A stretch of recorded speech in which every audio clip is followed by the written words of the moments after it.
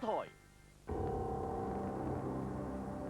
This is the last big job in our colonial history. The issue is not whether we have democracy or not. The issue is how to maintain Hong Kong as a merchant city. They are billionaires by any standard and any currency. Democracy. It's not going to be a war that can protect us from Beijing. The central aspect of the governor's policy is entirely self-destructive. Is it all worth it? No. There are more and more people are anti-patent today. What I have to leave behind is a system which meets the promises that have been made to people in Hong Kong. I don't know whether I can ever stand up and say, I'm a citizen of the People's Republic of China. I don't give a shit what happened in China. This is my home.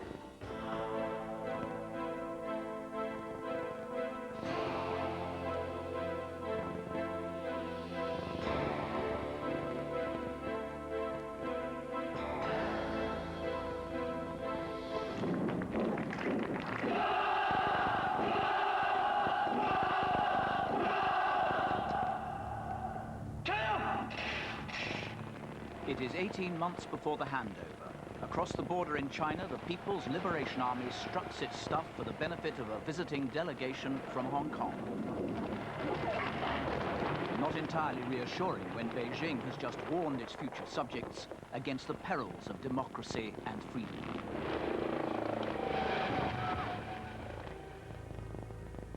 Martin Lee is Hong Kong's leading Democrat. China regards him as subversive.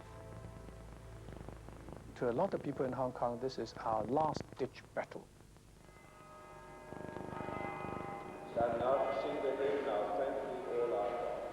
We have lost on the legislature because this legislature will be replaced by a provisional one, and now it's human rights. And human rights is the most important thing to every person in Hong Kong, rich or poor.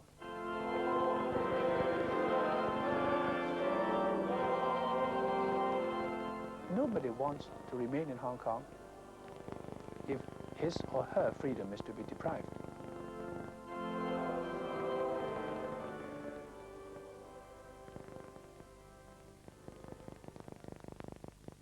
Right, this afternoon. What's the latest? Human rights was now at the top of the agenda in Government House. In news terms, the big interest is going to be what you have got to say on the Bill of Rights issue. Drag it back to the main issue, which is the PwC proposal. In China's intention. The main issue is, are the people of Hong Kong confident that their way of life, that their civil liberties are secure after 1997? Yeah. That's the main point. You know what the answer is? The Chinese foreign minister has just launched an assault on Western values. Nobody now can seriously believe that the argument has been about whether or not we somehow broke the joint declaration and the basic law and the understandings and agreements between the two sides. Nobody really believes that. The argument was put very clearly the other day by Mr. Chen Chi-chen, who said Hong Kong shouldn't be about aping Western democracy. But the joint declaration is about establishing democracy in Hong Kong. That's what China signed up to, the development of representative government. So don't let's have any more pretense that somehow the argument's been about the triple violations. The only violations that there may be will be from the Chinese side, and I hope they don't happen.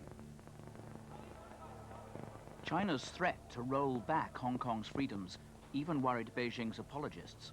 I hope the Chinese officials realize that Hong Kong is a very important place for China. They can't come in and tell Hong Kong what to do. We did nothing wrong with the Bill of Rights. I think the Hong Kong people doesn't want them to screw around with Bill of Rights. For once, anxiety about China's intentions united the British colony, prompting Beijing's foremost political ally to confront his patrons directly, though in secret. I stood my ground and I told my friends in Beijing that we believe it's a violation of basic law to ask the Standing Committee of the Chinese National People's Congress to, replace existing laws in Hong Kong with whatever they feel acceptable.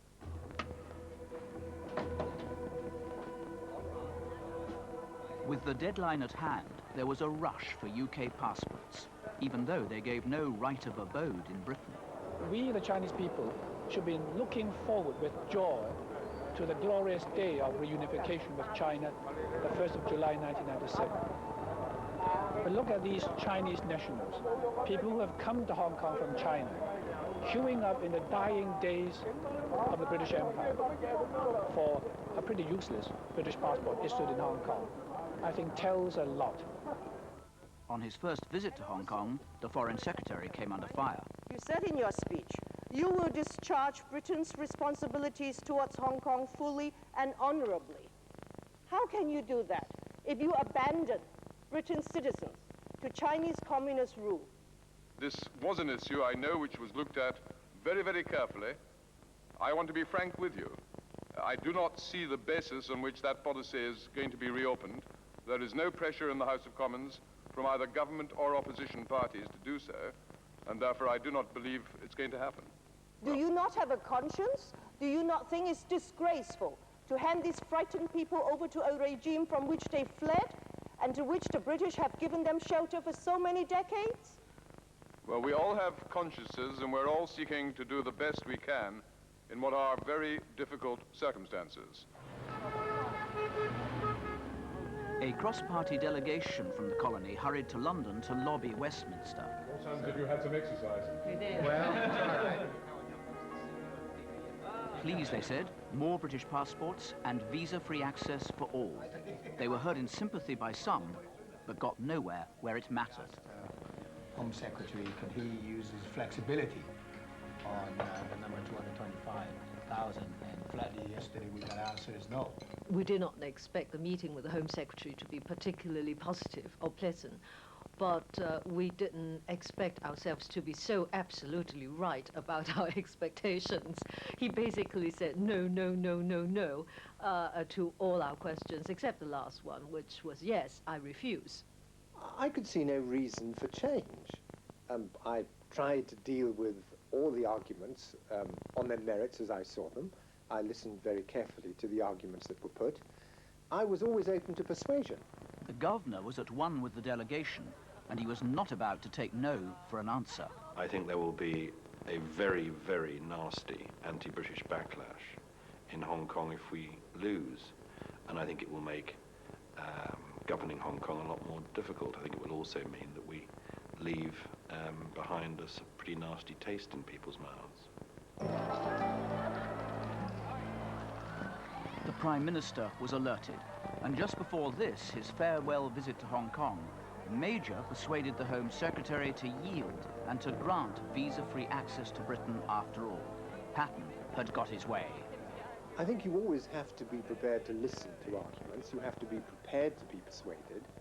And in the end, I came to the conclusion that there was some political advantage in making the change, and that the disadvantage in terms of future immigration control was manageable. On the day the news was announced, Major was treated like a conquering hero, except, that is, by one section of the community. Like 5,000 others in the ethnic minorities, the Harry Leelas had very little to celebrate. I don't have a British passport. My younger, yeah. She was born in Hong Kong, lived in Hong Kong. Born here, studied here, lived here all my life, and you don't have a British passport. And his son don't have also. Yeah. Okay. We feel we've been abandoned. We do feel that way. At least I know I do. Patten lobbied harder than ever to secure British passports for them, but the Home Secretary again said no. He says that he thinks we've gone as far as we should go, and he is adamant that the government shouldn't go any further. You have to remember that this was a question that had been very carefully debated in 1990, at the time the original legislation had gone through Parliament. And a considered judgment had been reached that full citizenship should not be granted to the ethnic minorities in Hong Kong. And I thought that if that was to be reopened, with new legislation and all the risks that that involved of reopening the whole question of immigration from Hong Kong, you had to establish that something had changed quite significantly since 1990. And it wasn't easy to identify what important change there had been. And what do you think of that response? I think that come the 30th of June next year, it's inconceivable that we can be in that position.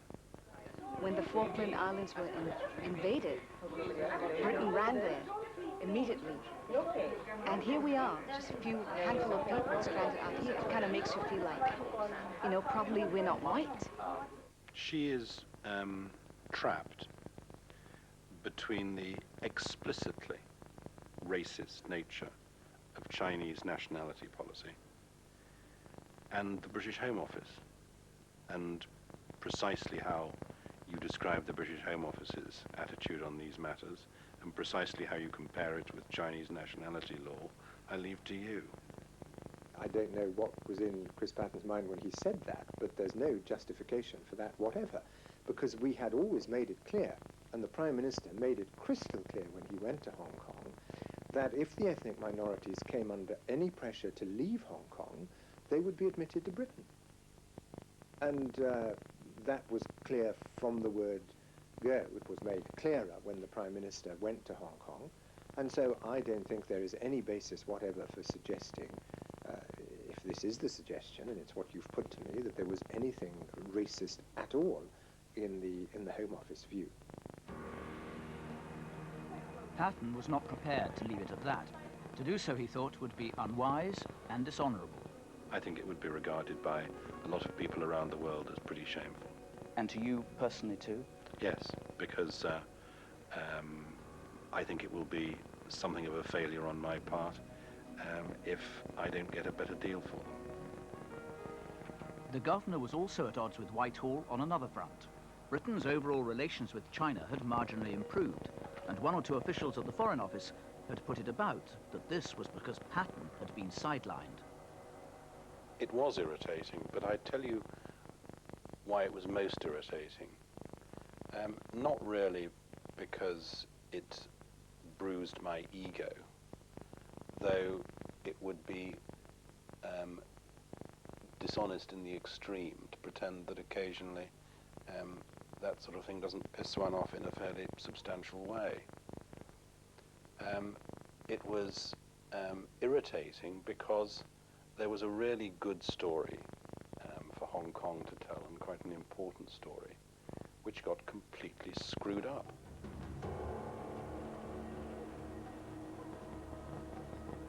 That story was that British trade with China was flourishing and Hong Kong was booming, despite the row over freedom and democracy. So what happens? Instead of that being the story which spins out, it's as though the new China News Agency were running the Foreign Affairs News Department. The story that spins out is that we've managed to do all these deals with China because we've bypassed Hong Kong, and clever old Foreign Office in London has done it all.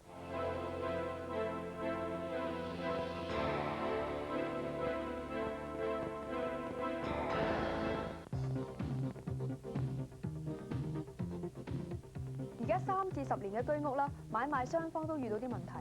咁雖然成交疏落啦，但係都試到個參考價出嚟㗎。我哋仲會喺法律嘅環節延續呢一個話題添。咁星期6晚樓盤傳真咧，仲會睇下點樣將有木地板轉做楓木地板。樂聲牌摩咪摩咪按摩椅，佢嘅古法指壓技術有助消除一日嘅疲勞。安躺喺海闊天空裏面，令你神采再現。樂聲更全面精彩每一天。享受藍妹啤酒，咁名貴嘅德國珍藏版啤酒杯，喺指定嘅71即可換購。來自啤酒之都，德國原廠製造，既有實用特色，更有珍藏價值。德國珍藏版啤酒杯，藍妹專有，飲家渴求。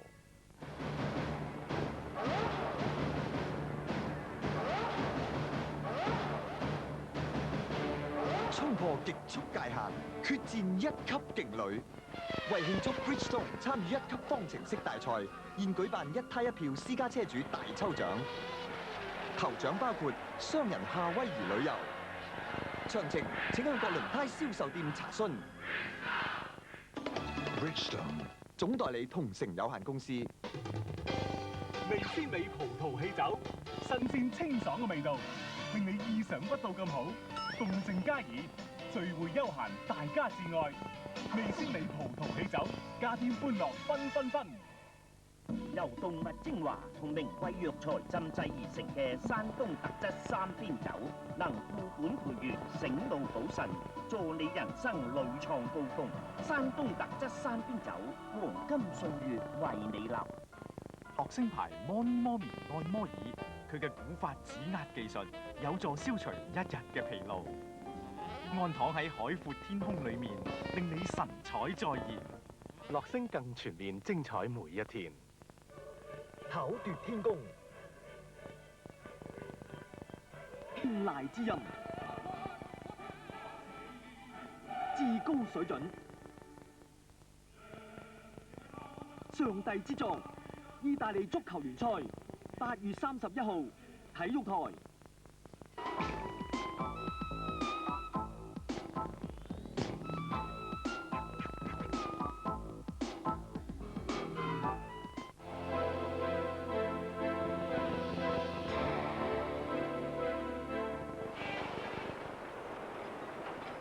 With just over a year to go, a site is chosen for a grand farewell.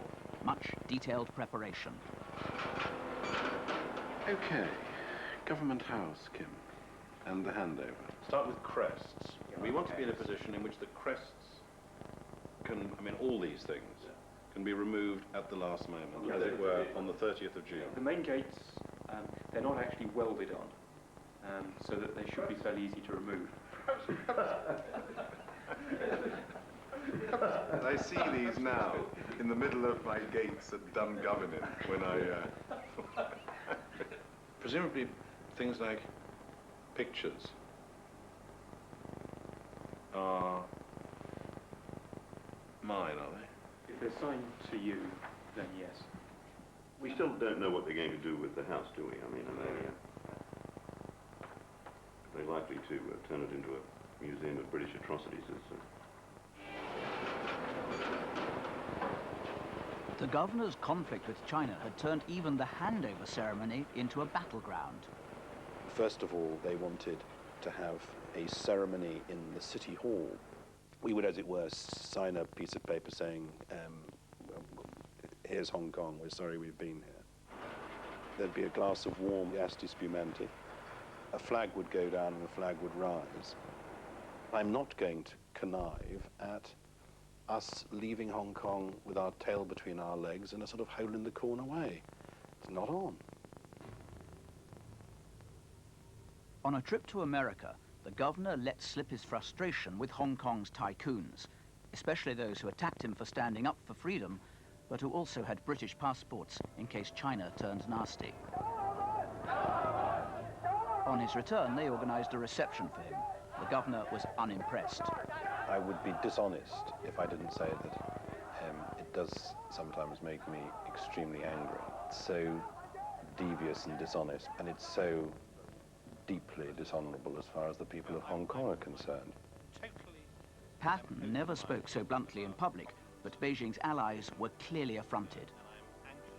We business people in Hong Kong are for Hong Kong, and it is because of us that Hong Kong has prosperity. Obviously, whatever we do will automatically be in the interest of Hong Kong. Whereas Governor Patten was leaving in a year, and he hardly knows anything about Hong Kong before he came to Hong Kong. The tycoons wrote an open letter to the Prime Minister demanding an apology. Major gave them short shrift. Well, the chambers have met this afternoon, James Teen and Henry Tang, and they've said that, in response to the Prime Minister's letter, that it wasn't really adequate, and they want the governor to write a letter to Newsweek. One of the things they all say is, we want you to know, really understand this, we're not against democracy, we are not against human rights. not against the rule of law, not against standing up for Hong Kong's autonomy. You know, you've just got to do it in ways that aren't so provocative to China. So you say, okay, take the Bill of Rights. I mean, do you think it's a good idea for the Chinese to gut it in 1997? Oh, well, you know, I'm not entirely sure about that, but, you know, sure, even if it's slightly changed, it won't make all that much difference to Hong Kong. I mean, there is never, ever a trench that they'll fight in. Ever. Anyway, it meant it was another sort of balls-aching week after the fortnight of activity in Washington. But this job will never be entirely predictable. I think I should say that both the Prime Minister and the Governor have made our position perfectly clear on this issue. We've got nothing to add. We think it's time to draw a line under this unfortunate issue. Yeah. Well, I wouldn't say the last bit in cooperation with the business community. Bugger them. This bread, not quite enough salt. It's their first effort too. Thanks, rather nice. Mm. You think that's enough salt? You've been on a diet. Yeah. The first day was cabbage soup and fruit. The second day was cabbage soup and vegetables. The third day was cabbage soup and fruit and vegetables. You had a baked potato one. That's vegetables. The fourth day was cabbage soup and bananas. And I'm never going to get to the fourth day again. Cabbage soup and bananas, yuck. What was the purpose? What was the purpose of these? To introduce a little more discipline. To introduce a little more discipline into my life. But having drunk so much cabbage soup, I now understand Central European history. 12 months to go, and the Deputy Prime Minister arrives from Beijing to offer reassurance about China's intentions. It makes no sense at all for China to undermine the success of Hong Kong, as Premier Li Peng put to me during the course of our discussions. There is an interwoven relationship between the two economies, and as the President himself said to me this morning, quite rightly so, one of the great challenges for China is to raise the living standards of her people and to fulfill the body language of everybody concerned was actually probably as entertaining as the Deputy Prime Minister's performance. Certainly the Hong Kong-based British foreign correspondents didn't think much of it at all. I'm afraid the simple result of that was going to be some headlines that are simply going to talk about not just a cigarette paper between the Governor and Mr. Heseltine, but maybe a whole packet of cigarettes. Hong Kong's Democrats were furious. I was not fortunate enough to actually meet Mr. Heseltine face to face, but I'm really quite tired of having these British politicians coming to Hong Kong, not really caring, not being well briefed, and being extremely pompous.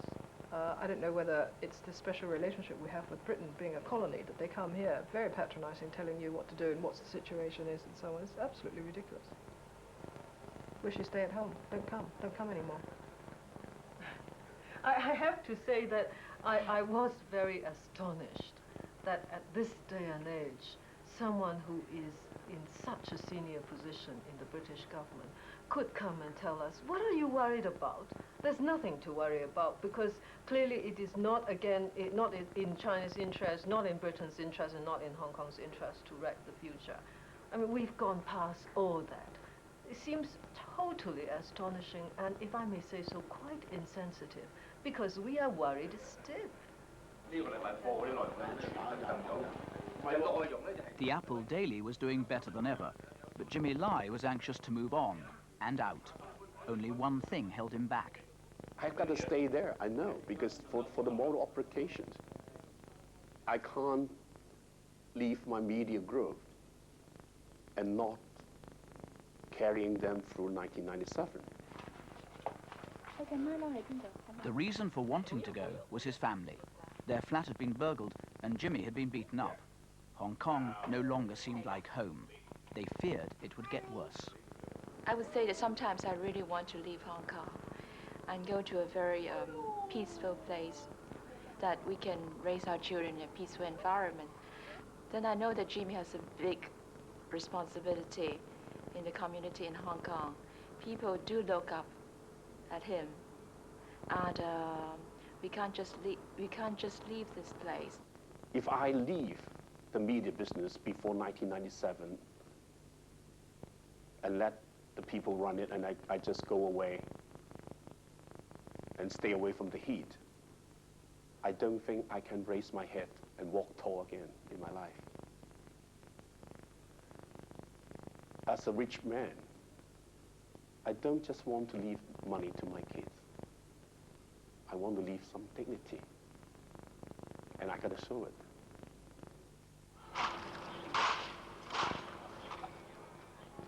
What are you studying? I'm right now studying in the Open Learning Institute of Hong Kong. What are you studying to become? Social science degree, sir. Well done. Well, good luck. Thank you, sir. Thank you very much indeed for everything you've done for Hong Kong. Thank you, sir.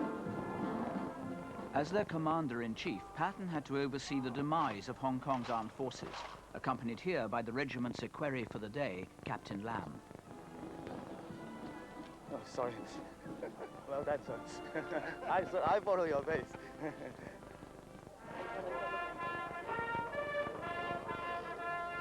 Each time you go and to another disbandment parade or another closure, then it's sad.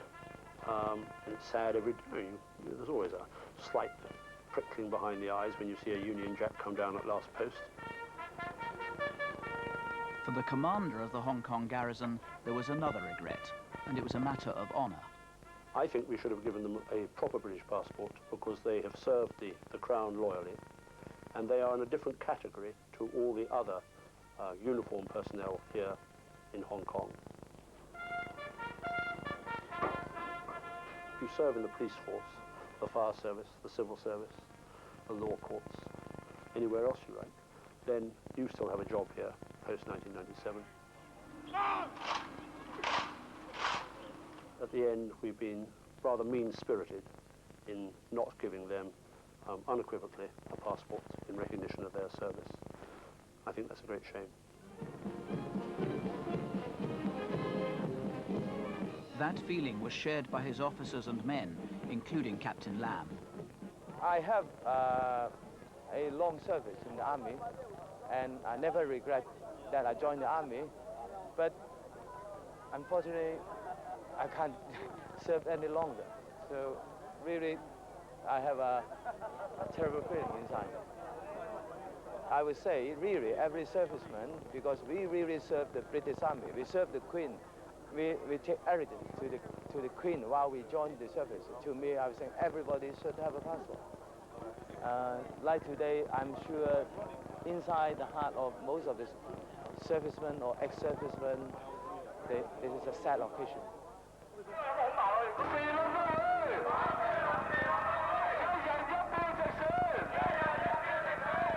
6 months to go, and there's a demonstration outside the convention centre where Chinese leaders are to preside over the selection of Chris Patten's successor. This is a very important day for Hong Kong. It's the first time in our history that we get to elect our own chief executive. And I have no doubt in my mind that China will give their approval and agreement and will appoint CH as the first chief executive for the Hong Kong Special Administrative Region. The choice of CH Tung as chief executive did indeed seem to be a foregone conclusion, despite the elaborate theatre designed to suggest otherwise. Hong Kong people have absolutely no choice in the selection of the chief executive. Everybody knows the final decision will be made by China, and I believe the decision has already been made. So did everyone else. Some months earlier, they had seen the Chinese president make a beeline for CH, as if to anoint him for the job. Nonetheless, there were officially 3 candidates, and there was a scoreboard, as well as 400 electors hand-picked by China to ensure the right result. The atmosphere was not exactly charged with suspense. Definitely how the whole of the people feel about it. We have a sweepstake. Yeah, we should. Well, I'll go for the 318 as that came from NCNA. In Government House, ribaldry held sway. Martin, Okay, 324. That's the top. Yeah, the winning candidate.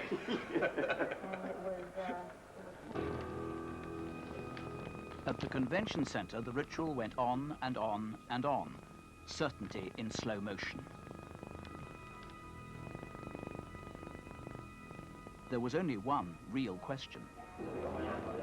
Who's coming second? They keep chopping and changing. I think TL Yang. Eventually, they needed another scoreboard for CH. Even Beijing saw the joke. I'm not too worried about the actual outcome. I'm fairly convinced that CH at this stage will win it. Yeah. Stop it now. Stop the clock. At last, the result. The NCNA with 3 hours. The NCNA with 3 hours. I mean, they do that, you know, just to show that the thing isn't rigged, basically. The new chief executive was a shipping reputation for integrity. Deeply conservative, old-fashioned, and loyal to Beijing. I think he has really an outdated view about what he can do to the political culture in Hong Kong. He really thinks that democracy is bad for Hong Kong. He really thinks that the government should not be so open. He really thinks that demonstrations should not be allowed to run free.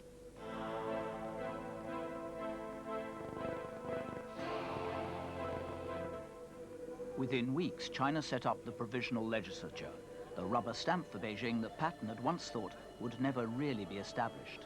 Among others, Alan Lee had no qualms about signing on. What do you mean, exile? You must be joking. 15 months earlier, he'd been proud to win after a free vote. His selection to this body was by a committee appointed by Beijing. This is more of a government in waiting. We're getting our work started. Whenever there's such a major transition, some overlap is quite understandable. And also, we're working for the interest of Hong Kong people anyway, so I don't see any conflict of interest either. China now had in place precisely what was required to ensure that Hong Kong could be indirectly or even directly controlled from Beijing. We've read in recent days about the cloning of Scottish sheep. We now see that it's possible to clone Chinese political institutions. This body meeting in Shenzhen periodically is exactly the sort of body which the Chinese would have been happy for me to have set up and taken the flak for setting up. This fact embarrassed one of Beijing's favorite sons, who in private was remarkably candid. Of course, the provisional legislature is not democratically elected. But, well, that's all beside the point. As the chairman of the DAB, chairman of the very often called the biggest pro-China party in Hong Kong, you must support the establishment of the provisional legislature. It is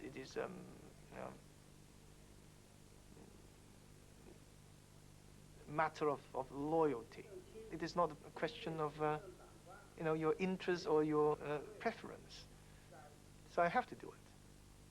I mean, it is not only myself, but the whole party as well.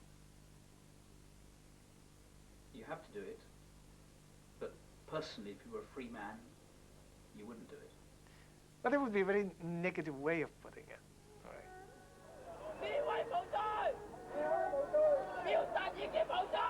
Confidence in the new chief executive soon plummeted.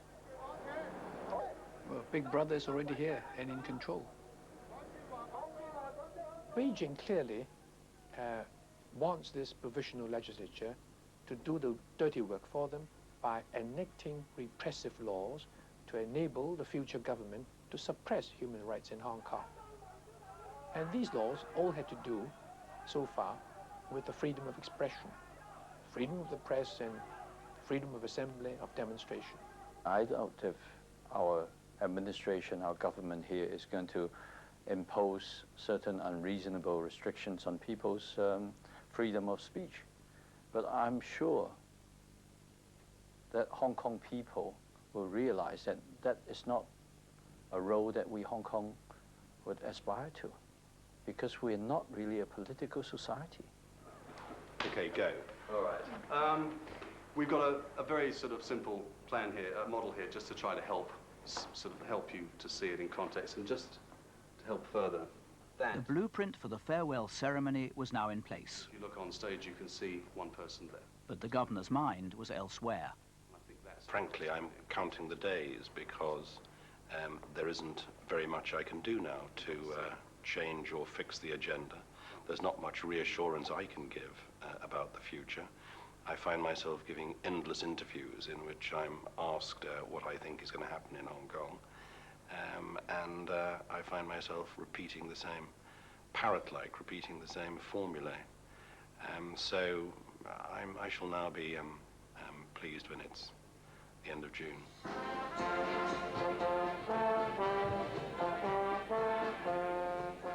Others were already on the way out. A troop of expatriate civil servants departed by sea, leaving behind uncertainty as well as sadness. Would their successors be free to stand firm for the rule of law and against corruption, free to keep Beijing at bay? One of the governor's closest advisors, his press secretary for the first 3 years, was very far from optimistic. You know, someone said on Chris's first day to him, I think it might have been you, this is the great story because it's the last British colony handed over to the last nasty communist last regime on earth. Well, that's not a very nice thing to be part of. What's there to celebrate? That's my point. But I can't say that. It's not fair to Chris. Because he tries very hard to believe that it might work. In reality, he knows bloody well that it won't.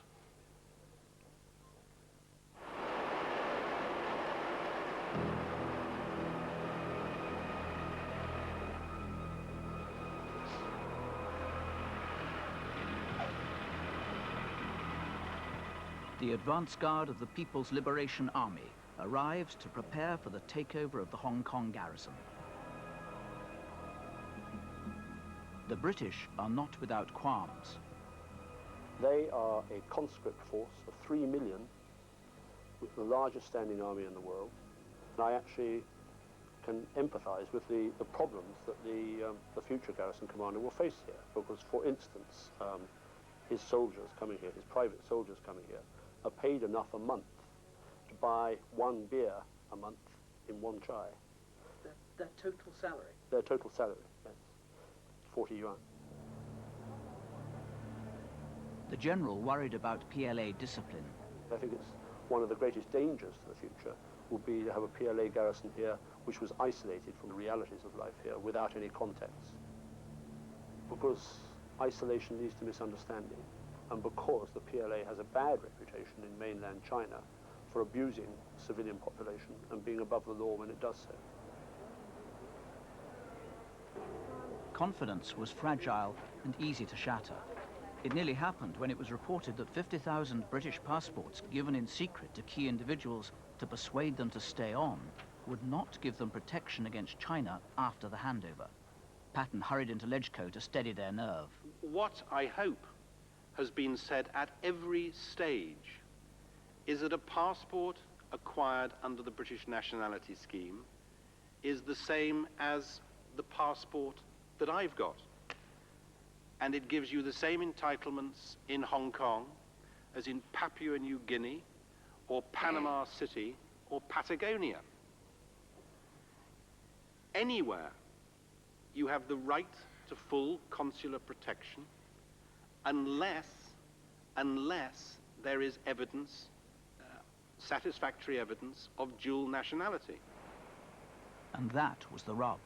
At Britain's embryo consulate, they knew that China was unlikely to recognize those passports.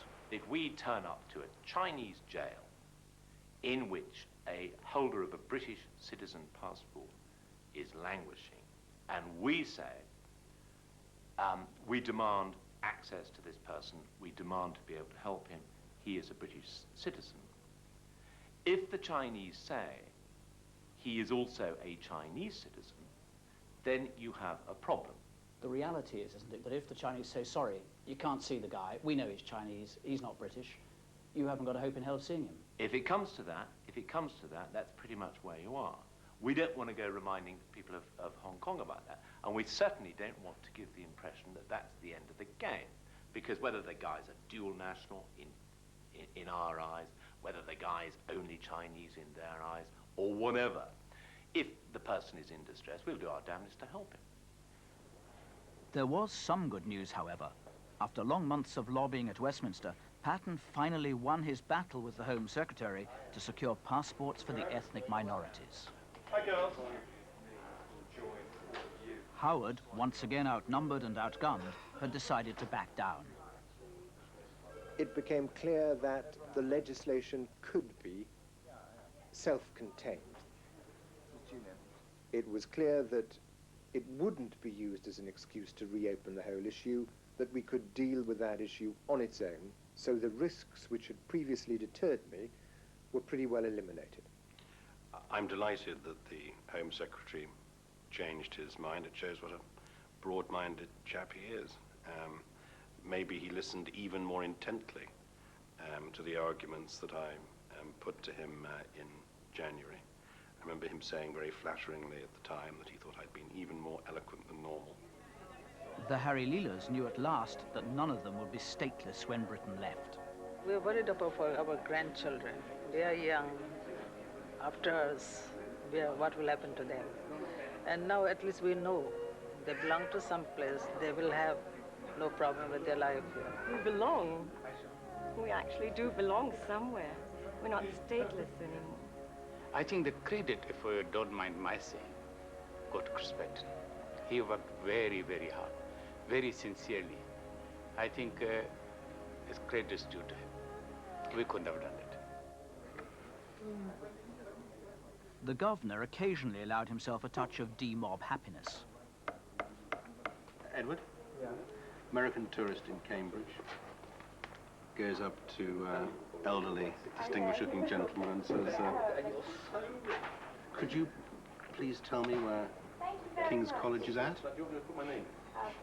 So the chap stops him and says, I might consider telling you if you only understood that you can never finish a sentence with a preposition. So the tourist says, I'm so sorry. She says, could you tell me where King's College is at, arsehole? Okay, all right. Christine Lowe decided to set up a new political party, fighting on for democracy. I'm now in full-time politics. I ran for an election. I'm going to go into the political wilderness, so to speak, for a year, but still planning to come back, fight another election. 2 years before, she'd been preparing for China to phase her out after the handover. She was no longer willing to quit. I'm not going to be phased out. Nobody's going to phase me out, and I'm going to make sure that I'm not going to be phased out. A similar mood infected the annual memorial for the victims of Tiananmen Square, less than 1 month before the handover.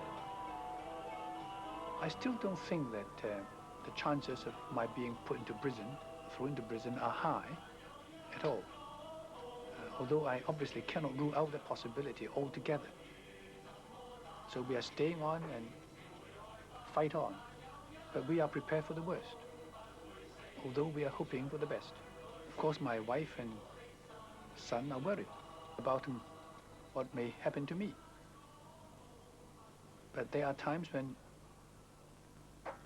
people must decide and make a choice between the community or their own families.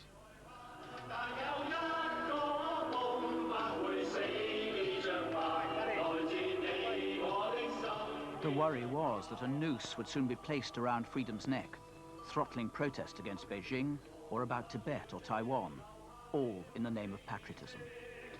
All these things before were just normal expressions of opinion, and now suddenly they take on a tinge of being acts of disloyalty, or even acts against the state, something on the verge of being treasonable.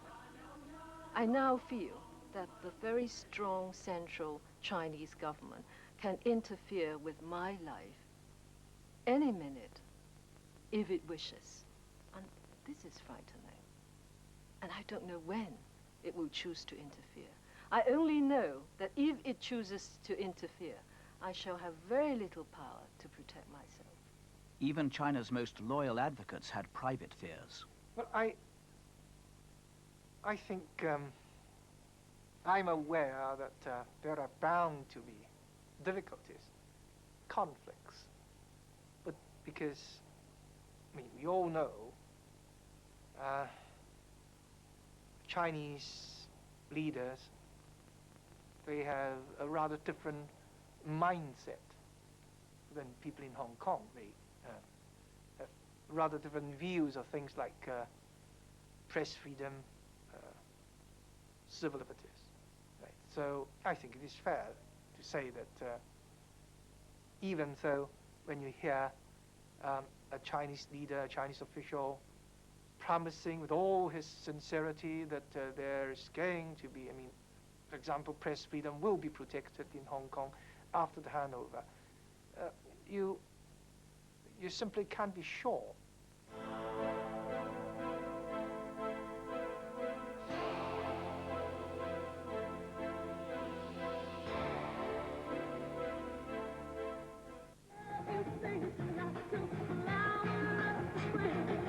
我一直都好想唱歌，我一直都想擁有咁樣嘅事業同埋生活，但係今日對我嚟講，呢啲唔係最重要嘅。佢係我嘅一切。由疲勞所引起嘅意外，同由醉酒駕駛所引起嘅嚴重意外比較，為數應該更多，或者係至少相等嘅。參加有線18台，由今日至29號喺馬迷俱樂部內舉行嘅經典馬王知多少有獎遊戲，就有機會贏取一套5張嘅經典馬王儲值電話卡。來信請將個人資料、聯絡電話寄回荃灣海盛路9號有線電視大廈7樓18台收。信封面請注明經典馬王知多少有獎遊戲。截止日期8月23號。究竟係我哋點綴咗繽紛嘅世界，抑或係世界裝飾咗我哋嘅美夢？遊蕩喺理性同感性之間，生命中嘅體悟同錯身，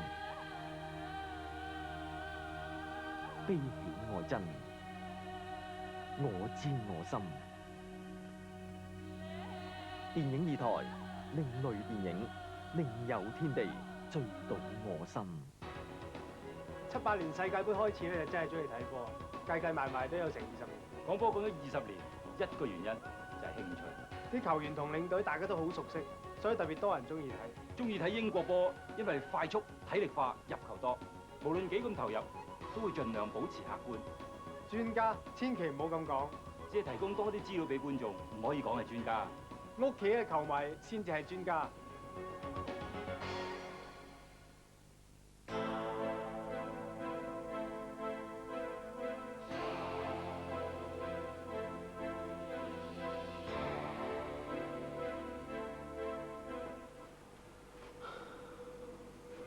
Criticised for having this on the wall the other day. Only days to go, a time for judgments. I think history will say this of Chris Patten. He has consistently taken a stand on Hong Kong whenever Beijing leaders utter threats on Hong Kong. And so by standing up for Hong Kong, he has been able to strengthen the will of the Hong Kong people, so they are no longer so frightened about Beijing.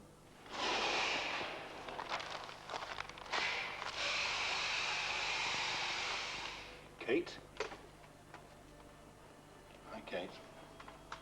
He failed in the most critical part of his responsibility, which is provide a smooth transition.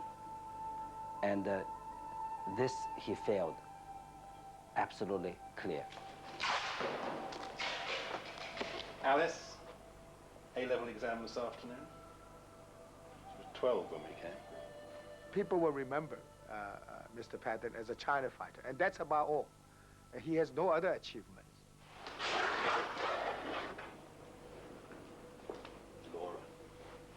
Laura, whose short skirt wowed Hong Kong. On reflection, though, even Patten's fiercest critics found redeeming features in his governorship. Governor Patten did make a very big contribution to the community. That is, he changed the relationship between the government and the people of Hong Kong in a very fundamental, lasting way. And he actually did it single-handedly. These are tapes of my coronary angiogram and angioplasty. So if you want a close-up of me being operated on. On closer inspection, indeed, even a China fighter was not quite beyond the pale. He has introduced to Hong Kong an open government. And I think, you know, it's not a game. I mean, I think it is something that Chris Patten introduced to Hong Kong, which will be long-lasting, which will be long remembered. I have assumed the administration of this government, 9th July 1992. People have been very kind personally to me. I think they believe that I've stood up for them as much as I can. I hope that's true. I think even some people who disagree with me and think that I haven't tried sufficiently to understand the cast of mind of a member of the Chinese Communist Party. I think even some of those who would prefer a quiet life to a noisy life think that I did my best. And I think they've been excessively generous.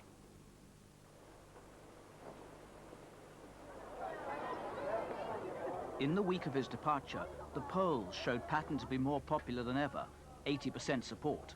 The tycoons were unmoved. I wouldn't say he's very popular, because I certainly don't get that feeling. Certainly in the circle I get in touch with, I don't think that he's popular at all. Normally when you go to an airport to say goodbye to your friends, you feel you want to cry a little, hug a little, but certainly I don't feel that is happening inside us. I'll be glad to see him go, yes. Very much so, because I think then we can get on with our own lives from here on.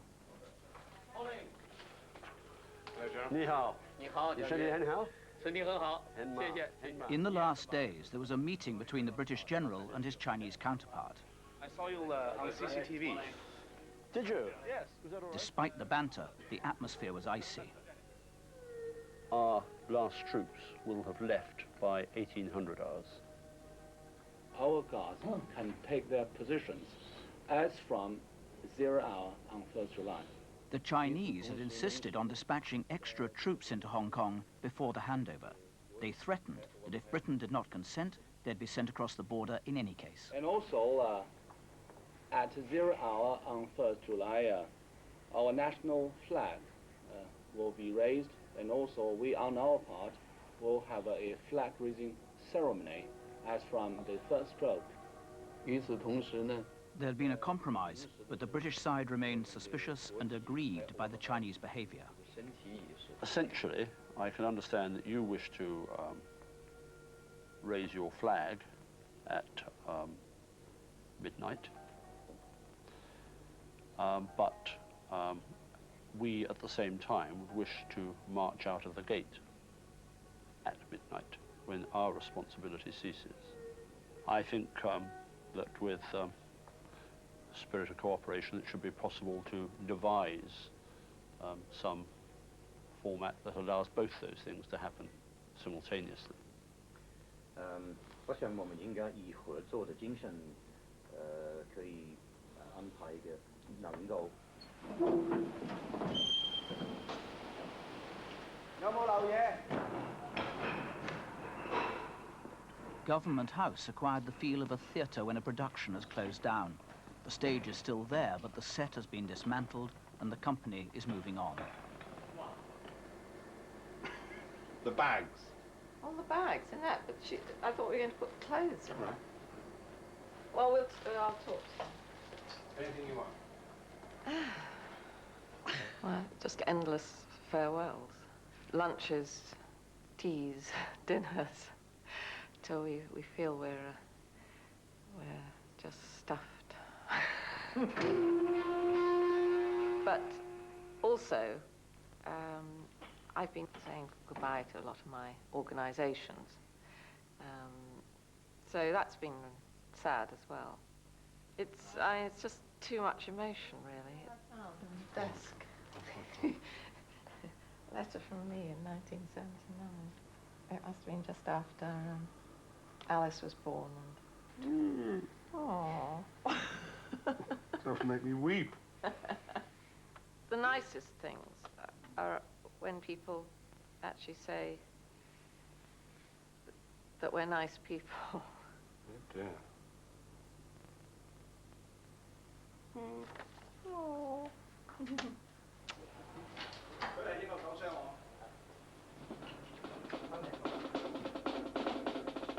The royal yacht arrived on cue. There were the Royal Marines and His Royal Highness. Everyone who's anyone was invited aboard, and they all came, the supporters, the opponents, and those who had tried to keep a foot in both camps at once. To receive the honour of knighthood and to be a Knight Commander, Dr. Gordon Wu Ying Sheng. There was a final investiture. I'm Hong Kong born here, and I'll stay here, although the British government has given me a British passport. But I tell you, I don't care particularly for fish and chips. I'll stay in Hong Kong, and there's never in my mind that I want to leave Hong Kong. Hell no. Come hell or high water, I will stay. The class of '97. Norris Lam is now a graduate, and she's landed a plum job in a major bank. At least enough for my family to start to buy a house.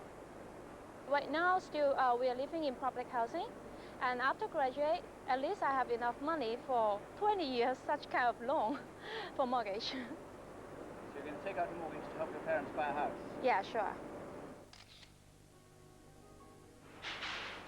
The Ung family had hardly changed.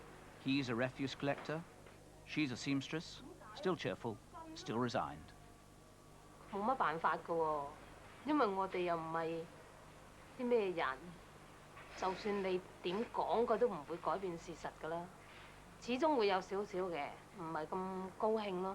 但係你要講，你都冇乜作用啊！我哋嘅力量係太細啦，你話俾佢聽，即係冇咩人可以幫到我哋咯，係咪先？ There are many collectors who shipped out part of their collections so that they can adopt a wait-and-see attitude. Which was precisely Grace Wu's approach.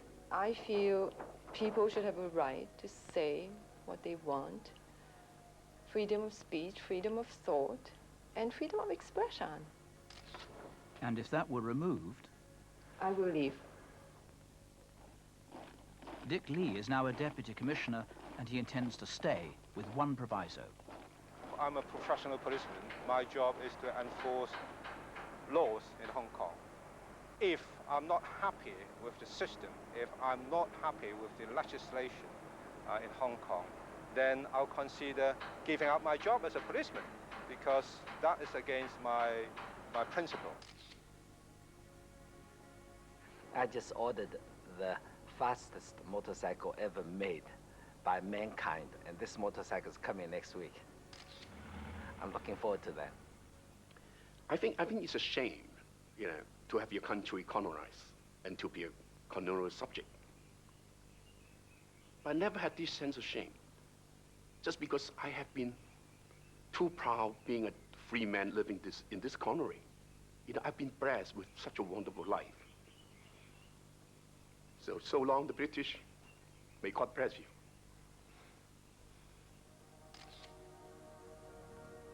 In accordance with the standing orders of the Legislative Council, I now adjourn the Council sine die. The last governor's critics had warned that his confrontation with Beijing would ruin Hong Kong. In fact, Britain's last significant colony was flourishing, lively, open, and self-confident, a legacy to cherish, not destroy.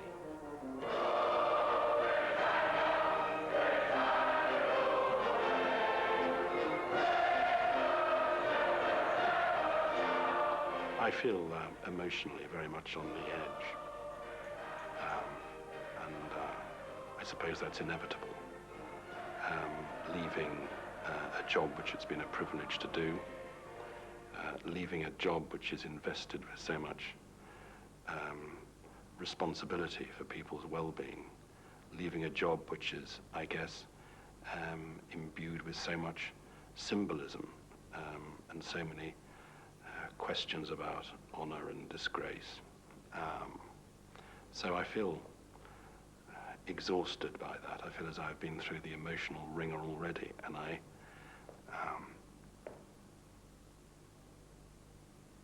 contemplate next Monday.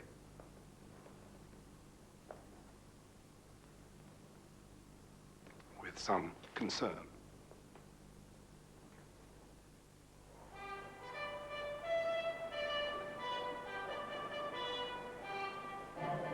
I've been waiting for this a long, long time. Unlike the younger generation in Hong Kong, grew up in the 70s and 80s, I lived through times when the very high-handed colonial nature of the British rule in Hong Kong was much more obvious. I wanted to see the end of colonial rule. You know, it is a very gratifying feeling, right? Becoming masters of your own house.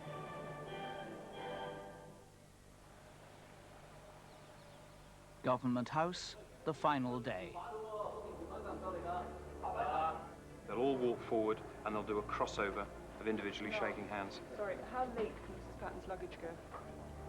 Within reason, whenever. There's no rush on it, as long as we can tell them. There's no rush on it.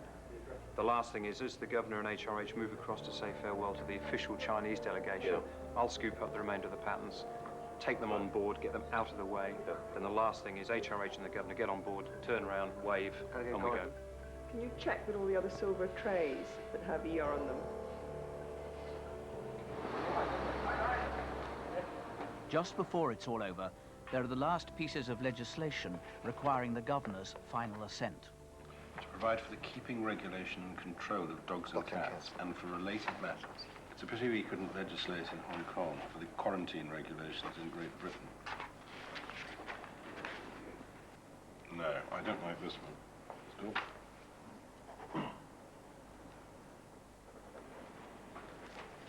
And then, suddenly, it's over.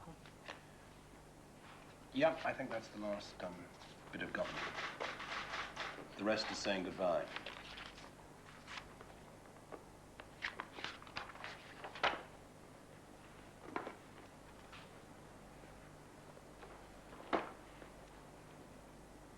Lunchtime, sir.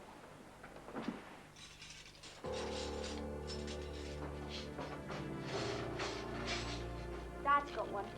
I can't see, yeah. He has though. I know, imagine.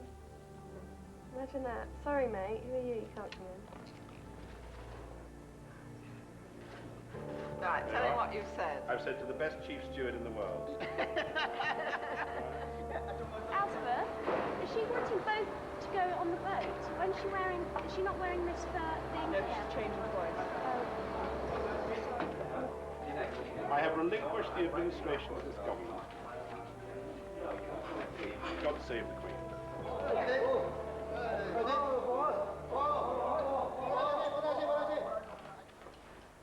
On June the 30th, 1997, Chris Patten left Government House for the last time, certain of one thing, that to stand up for Hong Kong by standing up to China had not been a mistake.